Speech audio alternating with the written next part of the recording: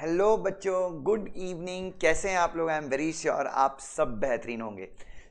इस वीडियो के माध्यम से मैं आपको बताना चाहूँगा, स्पेशली नए सिलेबस वाले बच्चों को मैं बताना चाहूँगा कि कंपनी लॉ जो सब्जेक्ट हम कंपनी सेक्रेटरीज के लिए एक प्रकार से रक्त का काम करता है, ब्लड का काम करता है, हमारे इंटरव्यूज़ को क्रैक करने की एबिलिटी बढ़ाता है, उस सब्जेक्ट के अंदर न्यू सिलेबस और जो एग्जिस्टिंग सिलेबस मतलब नया सिलेबस मतलब 2022 का जो सिलेबस है और जो करंट सिलेबस है उसमें डिफरेंस क्या है मैं आपके साथ शेयर करता हूँ।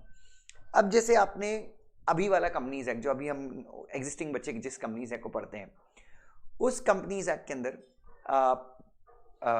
अगर आप देखें तो सेक्शन 1 से लेके सेक्शन नंबर 205 तक डायरेक्ट है। डायरेक्ट इन द सेंस बीच में कुछ सेक्शन है MOA, AOA, private company, public company, types of company, company का इनकॉर्पोरेशन।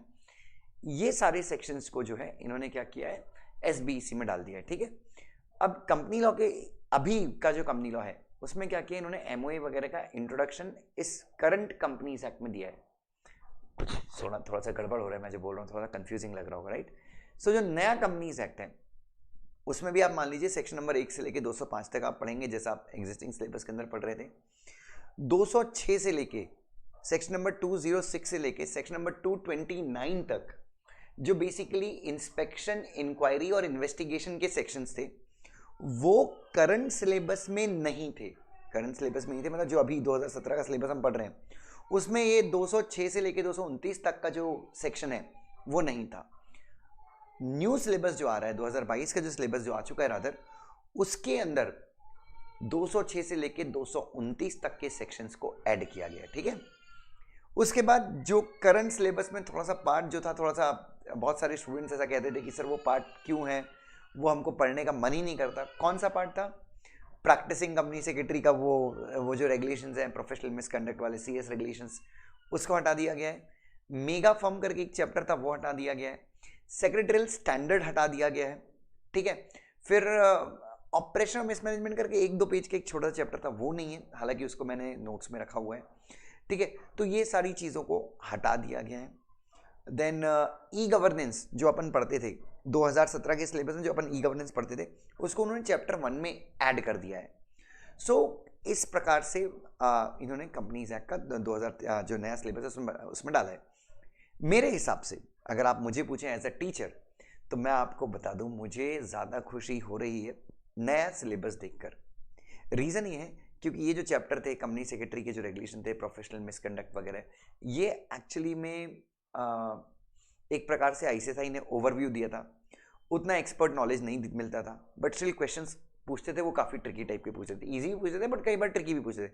लेकिन अभी जो सेक्शन 206 से लेके 229 तक का उन्होंने डाल दिया है तो ये एक्चुअली इन डेप्थ नॉलेज हो गया।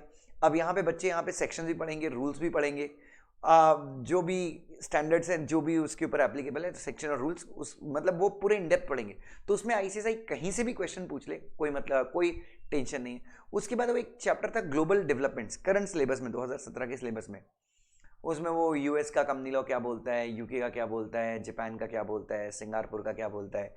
ये बड़ा दर्द था बच्चों, एज अ टीचर भी मुझे बोलिए पढ़ाना बहुत दर्द था। रीज़न ये है कि मतलब अपन बच्चों को क्या लॉजिक से पढ़ाया, अपन जहाँ पे हांगकांग का पढ़ाया उसके बाद लगभग सब कुछ सेम है, बट वो बच्चों को लिटरली रट्टा मारना होता था, तो वो टॉपिक का मेरे हिसाब से कोई सेंस नहीं लगता था मुझे। ठीक है, बट हम पढ़ाते थे क्योंकि सिलेबस में था तो दिल पे पत्थर रख के पढ़ाते थे, तो अब उसको पढ़ाने की ज़रूरत नहीं है। So these are the major differences. और मेरी अगर राय में देखें तो नया जो सिलेबस है उसका कंपनी लॉ में थोड़ा सा इंस्टीट्यूट ने रिफाइन किया है, थोड़ा सा बच्चों को नॉलेज ज़्यादा मिलेगा। ठीक है, क्योंकि ये 206 से लेकर 229 तक के जो सेक्शन थे ये पहले सीएस प्रोफेशनल में थे आरसीडी के अंदर, अब वो आरसीडी में करने की जरूरत नहीं है। तो अभी हाँ, उसके बाद 230, 240 जो ओवरव्यू ऑफ मर्जर अमलगमेशन है वो है। देन आपका operation mismanagement, class action suit वगैरह 245 तक एज इट इज पढ़ोगे, वाइंडिंग अप वगैरह पढ़ने की जरूरत नहीं है। ठीक है, thank you so much, God bless you.